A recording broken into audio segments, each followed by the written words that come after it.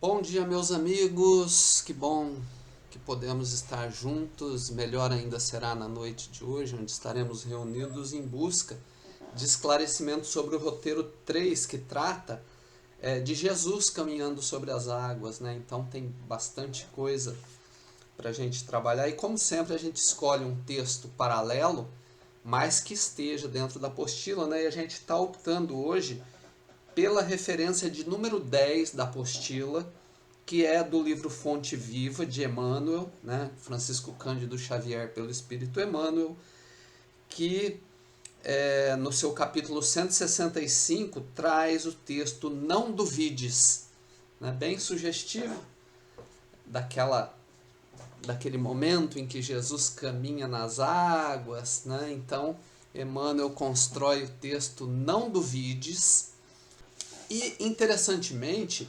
ele se inspira nesse texto não pela passagem evangélica, mas da epístola da carta de Tiago, que nos deixa somente essa epístola, né? Somente uma epístola, que tem algumas peculiaridades que a gente imagina vale a pena que nós discorramos sobre elas.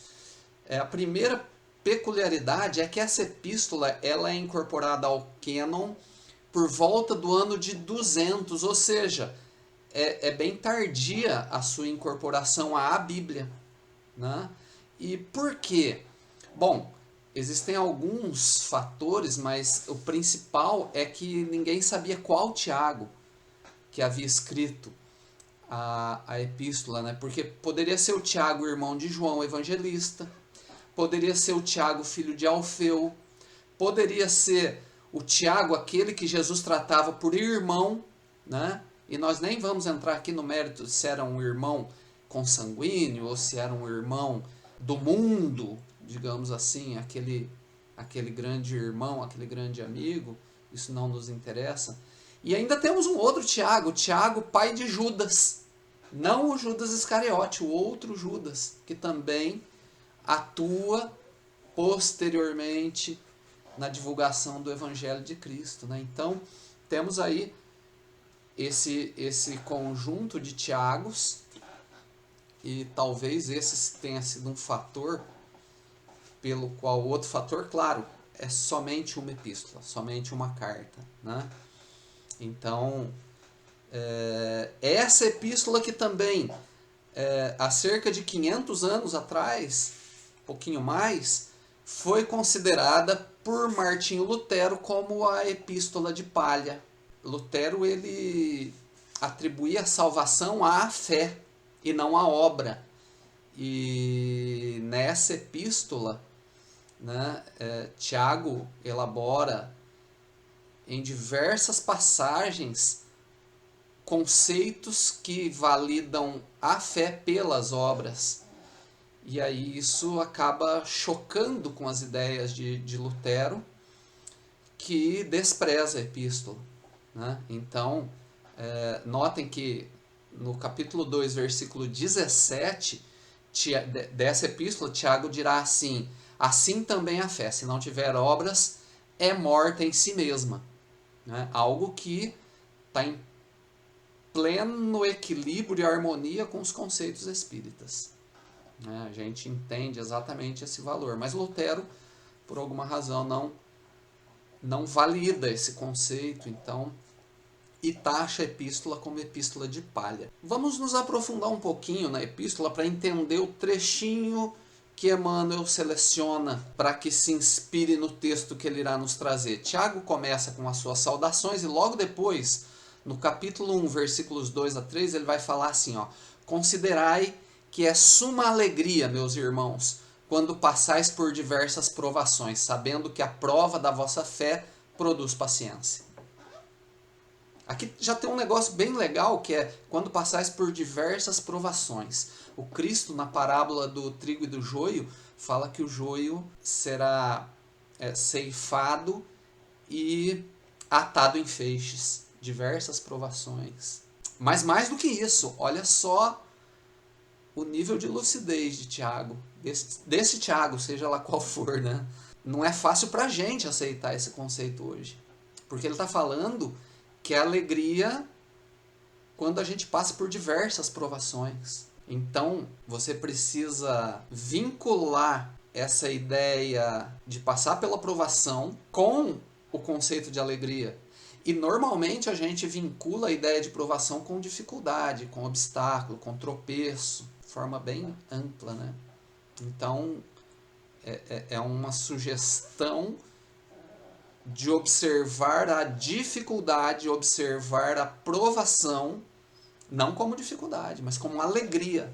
Quer dizer, eu já estou capacitado para enfrentar essa prova, e aí ela vem. E longe de nós falar que isso é fácil. Não é fácil. A gente também vai se equivocar nesse conceito, principalmente quando vem atado em feixes, na figura do joio, né? Porque quando a gente enfrenta uma dificuldade, você vai resolvendo. Dali a pouco vem outra, e você se deixa tomar pelo desespero, que é um fator que Emmanuel vai trabalhar depois. Então, vem o trecho de onde Emmanuel se inspira, né, para compor o texto Não Duvides. E esse trecho começa dizendo assim: se alguém de vós necessita de sabedoria, peça a Deus e lhe será dada. Quer dizer, no meio do feixe das provações, a gente vai se desestruturar em algum nível. Por isso que é prova, porque a gente ainda não passou. E aí Tiago sugere pedir a Deus sabedoria para conseguir atravessar aquela jornada com o mínimo de sucesso, né? Então, se alguém de vós necessita saber, claro que necessita, todos nós necessitamos, né? Então, se alguém de vós necessita sabedoria, peça a Deus e lhe será dada, mas peça com fé, sem nenhuma vacilação. E aqui entra exatamente o pedacinho que Emmanuel seleciona, mas peça essa sabedoria para enfrentar a prova com fé, sem vacilação. Porque o homem que vacila, em algumas traduções, o homem que duvida, assemelha-se à onda do mar, levantada pelo vento e agitada ou jogada de um lado para o outro. Essa sabedoria para enfrentar as provações. Provações? Como é que elas vêm? Nossa! Aí a gente falou que vem atada em feixe, né? Vem como aquela doença. Quem que espera uma doença? Ninguém espera. A gente acha que a saúde é um direito nosso. No entanto, a prova vem também na forma de uma doença que nos surpreende. Vem na forma de desafetos. E muitas vezes esses desafetos são ex-amigos que se convertem em desafetos. Né? Então, olha aí a provação surgindo de novo. Vem por intermédio dos fracassos. Você está tentando e não dá certo. Vem por intermédio de intrigas.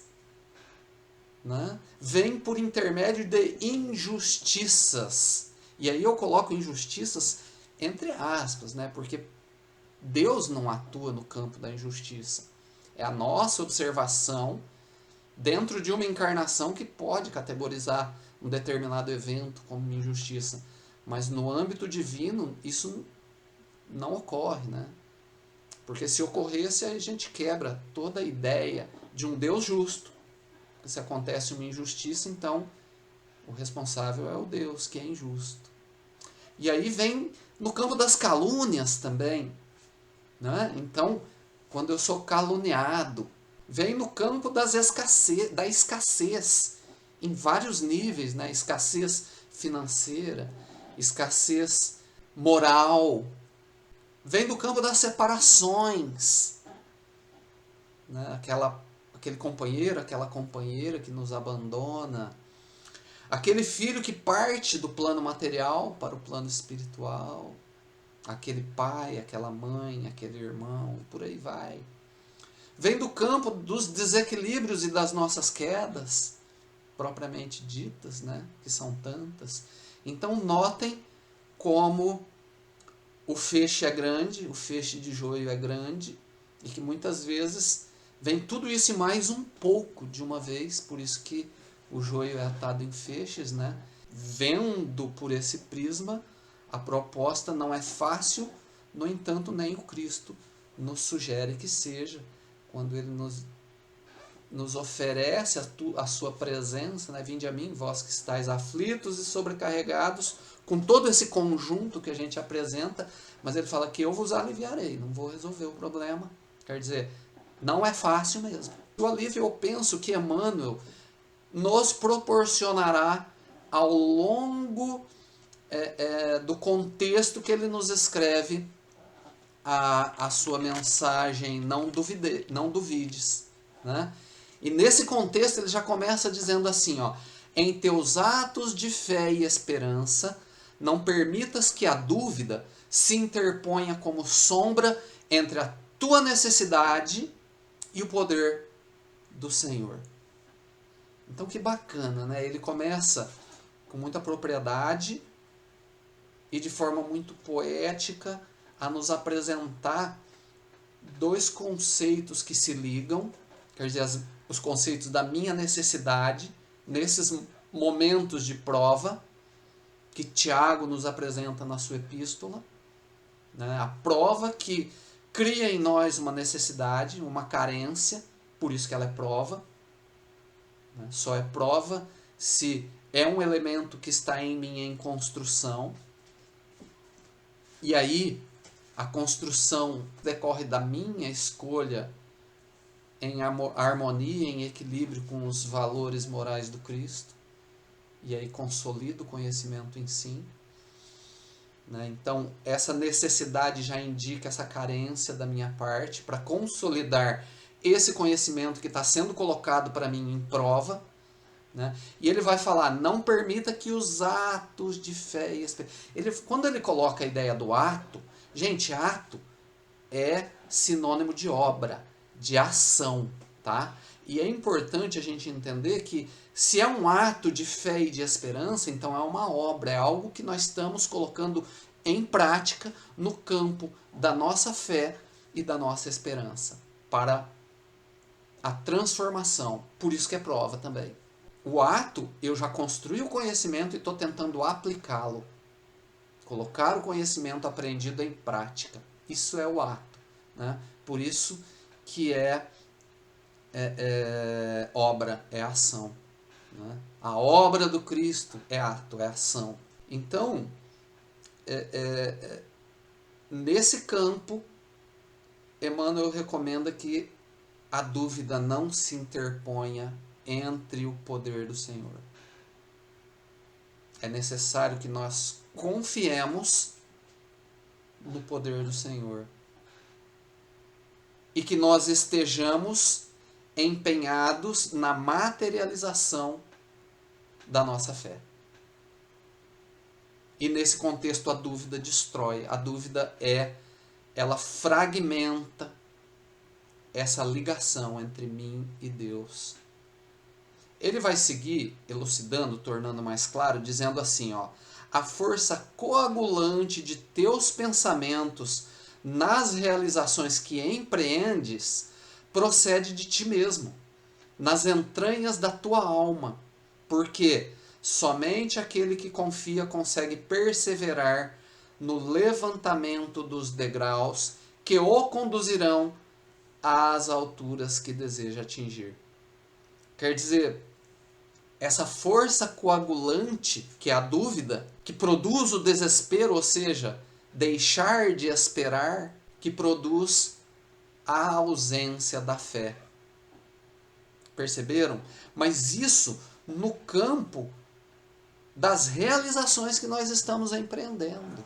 Em segundo momento, Emmanuel nos apresenta com a ideia de confiar que nós conseguiremos perseverar no levantamento dos degraus que nos conduzirão a uma nova altitude. O problema que surge, que se nos apresenta como uma dificuldade, não é um problema em si, mas é o próprio ato de construirmos aquele degrau para que nele subamos, para construir um próximo degrau até a altitude que nós elencamos como sendo a ideal para cada um de nós, dentro do grande projeto de edificação do homem crístico, Um homem que se apresenta de forma semelhante ao Cristo. Claro, muitos degraus dependem dessa realização, mas é necessário que a gente construa pelo menos alguns nessa encarnação que vivemos. Perceberam? Então, Emmanuel não estabelece na construção de 30 degraus, de 50 degraus, de 1000 degraus. Não, ele diz na construção dos degraus que nos conduzirão à altura que desejamos cada um de nós atingir. Mas é necessária a construção. Por isso que lá atrás é ato de fé, é obra. A obra é o degrau sendo construído. Emmanuel segue falando assim: a dúvida no plano externo pode auxiliar a experimentação, nesse ou naquele setor do progresso material. Então, no campo externo, no campo material, nesse mundo material, a dúvida pode até ajudar. Então, será que eu devo ou não comprar aquela casa? Vamos ver. Vamos procurar uma melhor, que está melhor localizada, ou que tem um preço melhor, ou que tem, enfim, as condições que eu gostaria. Será que eu devo me formar nessa ou naquela profissão? Então deixa eu ver. O que eu gosto? Será que eu devo trocar o meu carro por outro? Que outro carro eu vou? Então, nesse campo, a dúvida, Emmanuel está dizendo, pode auxiliar a experimentação. É até interessante a gente questionar para que a gente obtenha um resultado melhor. E aí ele complementa dizendo assim, mas a hesitação no mundo íntimo é o dissolvente de nossas melhores energias. Quer dizer, hesitação. O que é hesitação? É indecisão, vacilação, incerteza, né? Quando a hesitação no nosso mundo íntimo, ela será dissolvente das melhores energias. E aqui tem uma dica, né? Melhores energias.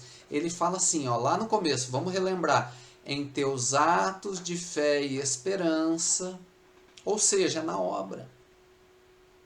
Daquilo que nós já construímos dentro da nossa fé.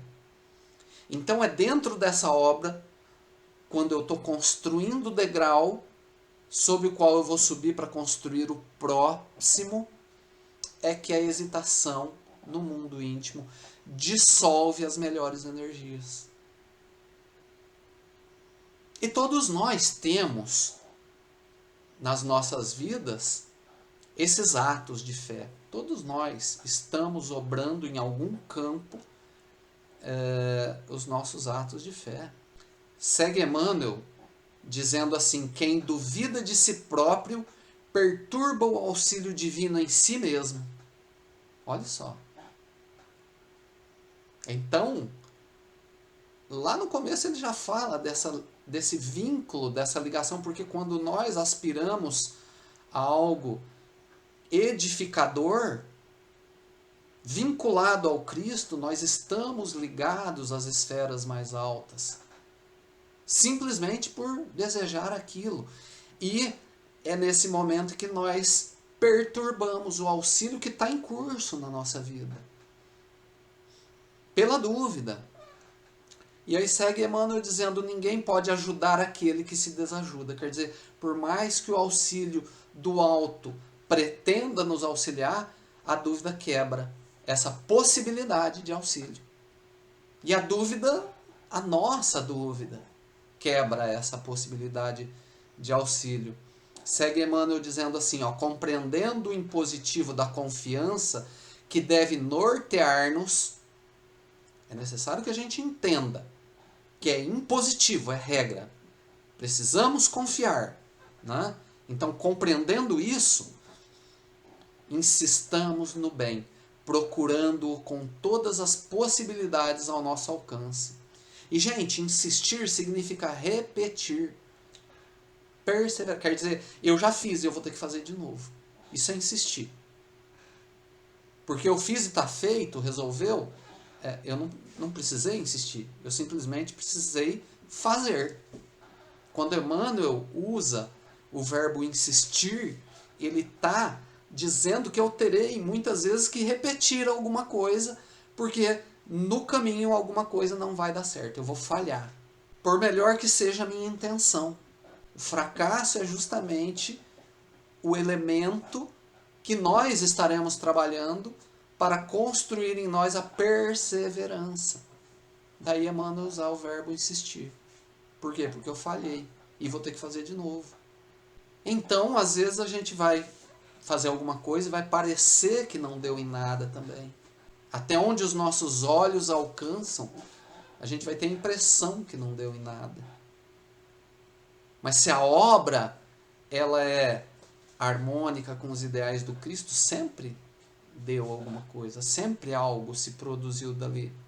E Emmanuel está falando aqui para a gente esperar por isso.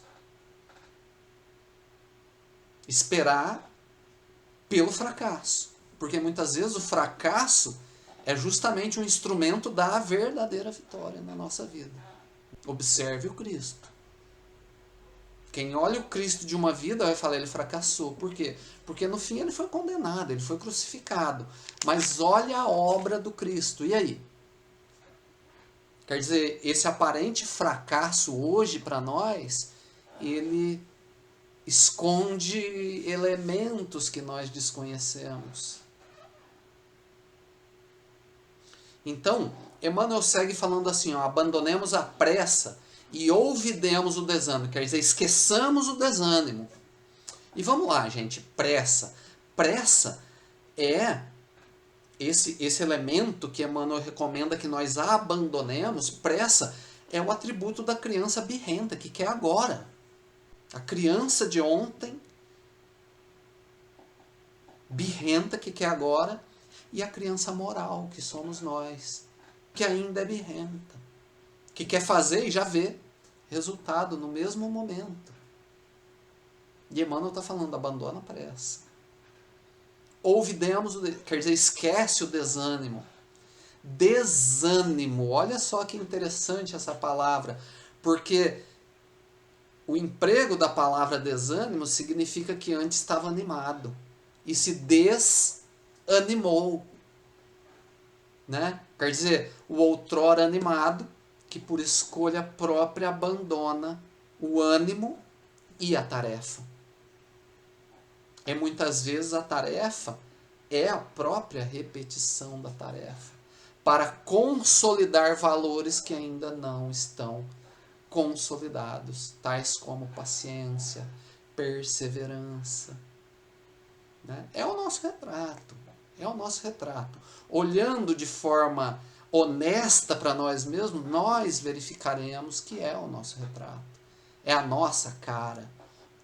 Emmanuel segue falando assim, ó, não importa que a nossa conquista surja triunfante hoje ou amanhã, o tempo não interessa. Vale trabalhar e fazer o melhor que pudermos aqui e agora. É esse momento que é o valioso.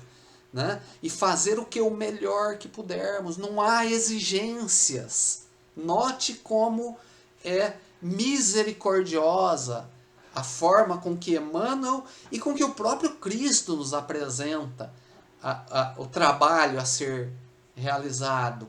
Né? Como ele é humanamente possível, porque o Cristo, ele lá na parábola do semeador, quando ele explica a parábola para os seus apóstolos, ele define a boa terra. A boa terra é aquele que ouve, compreende e produz. Então, muito harmônico com a epístola de Tiago, porque a produção é a obra, né? Mas produz quanto? Uns 30, outros 60, outros 100 por um. Quer dizer, produz quanto tu puder. O Cristo não estabelece, produz tudo. Não, 30, 60, 100 por um. O que ele quer dizer com isso? Quer dizer que tu produz quanto tu puder. A regra é produzir. Tu ouviu? Entendeu? Beleza. Passou para o campo pedagógico, já sabe o que deve fazer. A partir daí, o próximo passo é produzir. Quanto puder. Então, Emmanuel aqui fala do mesmo elemento. O que vale é o que nós vamos produzir. Porque é isso que consolida em nós o homem novo. É isso que amalgama no nosso coração o reino de Deus.